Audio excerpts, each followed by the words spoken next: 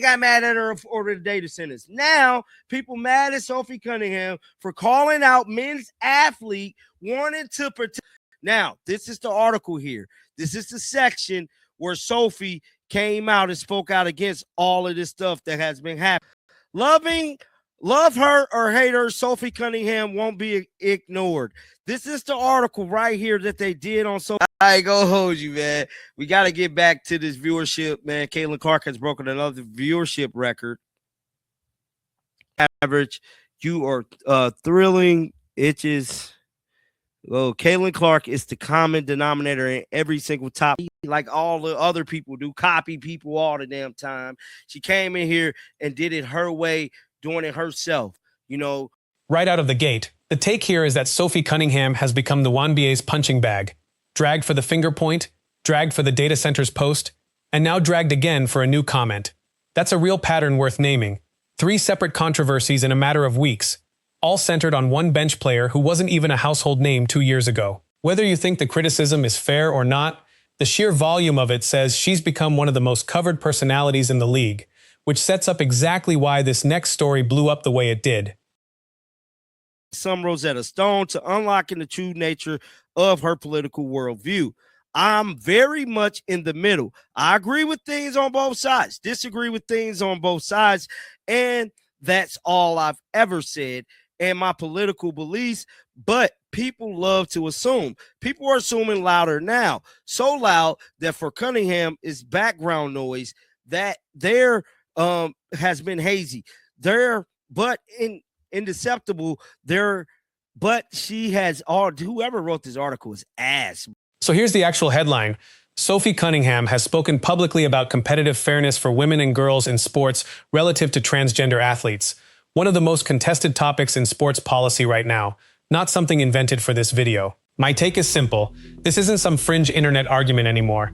It just came off a Supreme Court term where the justices ruled on state-level sports bans, so a WNBA player weighing in was always going to be national news the second it hit print. Let's get into what she actually said. Now, it's no secret that people have a hidden agenda against Sophie Cunningham. Sophie Cunningham has become the new punching bag for the WNBA. And me personally, I feel like it's wrong of them to go at Sophie every chance they get. They got mad at Sophie for the finger pointing. Ain't nobody want to license that. They got mad with Sophie for calling out these streaming AI things with the AI forms. Then the data centers. That's what it was. Clay Travis framed this as Cunningham becoming one of the first current American female pro athletes to speak out this directly in a major outlet. And yeah, that's a notable milestone for a WNBA locker room specifically. But let's not pretend she's the first woman in sports to say something like this. Riley Gaines has been the loudest national voice on this exact issue for years, just not as an active pro athlete. What makes this different is the platform. ESPN, mid-season, tied to her own name, not the originality of the position. Is where we want to get to before we get into more of this article here, because this talks about the MAGA part, because we know that they like to call her the MAGA Barbie. Now here it is. Now the article goes on to say, but she also insists that none of this is some Rosetta Stone to unlocking the true nature of her political worldview.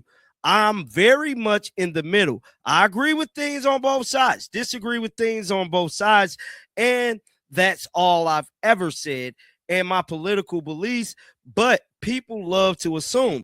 Before we even get to the substance, the profile spends real time on the MAGA Barbie nickname, and Cunningham's pushback is that people are projecting a political identity onto her based on how she looks and where she's from. That's a fair complaint on its face. Plenty of athletes get boxed into a caricature the second they say one thing that doesn't fit a predictable script. Let's actually hear what she said instead of what the internet decided she said. Some Rosetta Stone to unlocking the true nature of her political worldview. I'm very much in the middle. I agree with things on both sides, disagree with things on both sides, and that's all I've ever said and my political beliefs, but people love to assume. People are assuming louder now, so loud that for Cunningham is background noise that there has been hazy. But indeceivable there, but she has all. Whoever wrote this article is ass. Here's her exact framing. She says she's gotten a lot of backlash for supposedly hating trans people, denies ever saying that, and says her actual position is that she wants to protect young girls in a locker room or a sport from having to compete against biological men. That is a real specific policy stance, not a slur, not name-calling, and it lines up with the same argument that's been playing out in courtrooms and state houses all year. My honest take, some critics are calling this blatantly transphobic, and some fans are calling her brave for saying it publicly. Both reactions are happening in real time, and that split is the actual story here, not just her quote in isolation. Today, probably like an hour ago, talking about Sophie and this whole situation with men's athlete. Shout out to Clay Travis. He stated Sophie Cunningham just became one of the first current American female pro athletes to come out against men playing in women's sports. In a profiled article by ESPN. Good for her, rock star. Many others should follow. She's the Megan Rapinoe.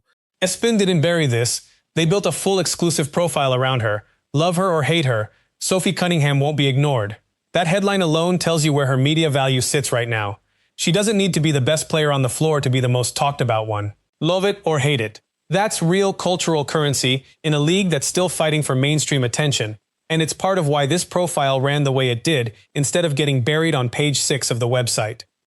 I got mad at her for ordering the data centers. Now, people mad at Sophie Cunningham for calling out men's athlete wanting to participate in women's sports. Yes, we're still talking about this. This is a thing. Now, Sophie Cunningham has become the latest person to speak out against men athletes being able to compete against women in sports, which is very, very wrong.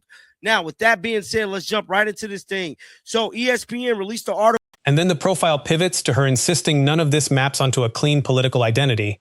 I'm very much in the middle. I agree with things on both sides, disagree with things on both sides. I actually think that's the most interesting quote in the whole piece, because it doesn't fit either side's narrative cleanly.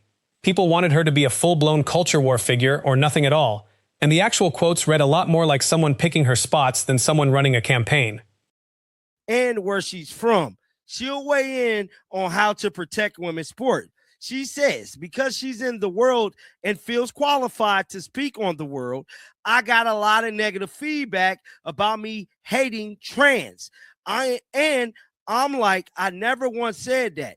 She says, I think that I am here to extend love, but I also think with that love is truth, being honest, and I want to protect young girls in a locker room or young girls in a sport who shouldn't have to go against biologically. Now let's get to the other half of this video, because Caitlin Clark just broke another viewership record. 2.5 million average viewers for the Fever Liberty game, peaking at 3 million, the second most watched 1BA game since 2000. That's not hype, that's Nielsen data. No matter what storyline is dominating the news cycle that week, Clark is still the one number nobody in this league can replicate. This month of July, and we're supposed to be celebrating 250 years of the country this month. And to me, as patriotic as Sophie is, you would think she'll be getting more love with it being 250 years of the U.S. of A. And she's always showing love to the country. She always showing love to my home state of Missouri. I like Sophie. Just like I told y'all before, whenever I was up there, she was showing love to the fans. I don't get why people dislike her so much. You know, she made a name for herself as a bench player, and anybody that's hating. And it doesn't stop there. The Fever Aces game averaged 2.64 million viewers on NBC and Peacock, the most watched WNBA game of the entire 2026 season. And Clark is the common denominator in basically every top-rated broadcast since she entered the league. My take? Whatever the league office is doing to market this team, it's Clark's name on the marquee doing the actual heavy lifting, and every ratings report this season backs that up. Is where we want to get to before we get into more of this article here, because this talks about the MAGA part, because we know that they like to call her the MAGA Barbie. Now, here it is. Now, the article goes on to say, but she also insists that none of this is some Rosetta Stone to unlocking the true nature of her political worldview. I'm very much in the middle. I agree with things on both sides, disagree with things on both sides, and that's all I've ever said and my political beliefs, but people love to assume. Here's the part that should bother the league office specifically. While Clark is delivering record after record, Cunningham, her closest teammate and on-court protector, is dealing with real, escalating backlash this month. You can have strong opinions about whether her comments deserve that reaction, but there's no denying the gap between the numbers she's helping generate for this league and the goodwill she's getting back from it. Nothing but Caitlin Clark, the needle mover, does surprise me just another day for the Queen, and the league still doesn't promote Caitlin Clark like they should.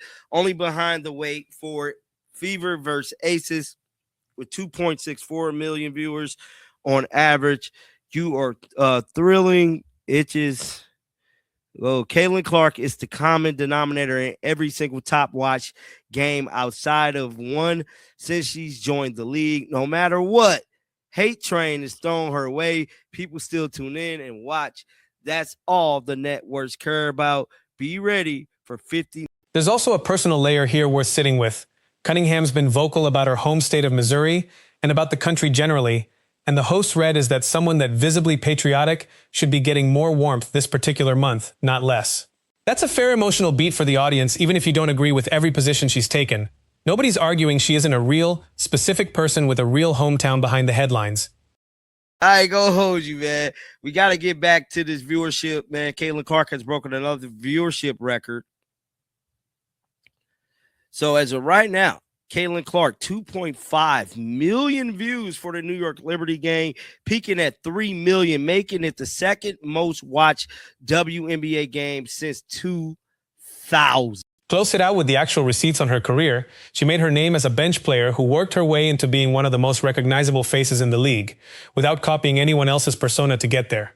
Say what you want about any specific opinion she shared this year. That part of the story is just true. And it's worth separating from the debate everyone's currently having about her. I ain't gonna hold you, man. We got to get back to this viewership, man. Caitlin Clark has broken another viewership record. So as of right now, Caitlin Clark, 2.5 million views for the New York Liberty game, peaking at 3 million, making it the second most watched WNBA game since 2000.